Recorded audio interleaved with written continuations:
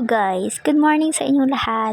Kagabi nga pala ay dun kami natulog sa bukid at ngayong umaga iniwan ko muna yung anak ko at ako ay maglilinis ng bahay. Tingnan mo naman napakakalat.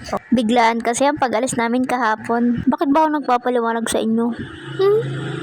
Bakit ko sa inyo? Chari. So ayun nga, magpatuloy tayo sa paglilinis. Pagkatapos ko nga sa sala maglinis, ay dito na rin ako lumipat sa tindahan. Pagkatapos ko nga maglinis, ay nagmap na rin ako. Minap ko yung kwarto. Pagkatapos ko nga sa kwarto, ay sa sala naman ako nagmap.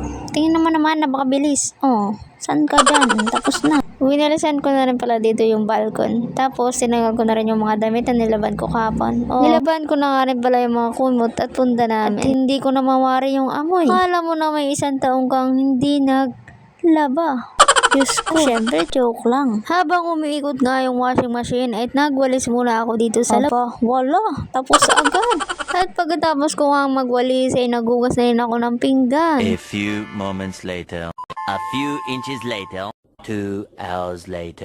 1 eternity later. Pagkatapos ko nga manghugas ng pinggan, ay tinupi ko na rin yung mga nilaban ko kahapon. Oo, diba?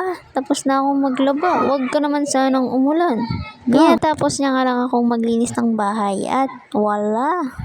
Nandito na siya, nagpa-uwi. Nainip na agad sa bukid. O siya, sige, babush. Mag-ingat kayo palagi. God bless.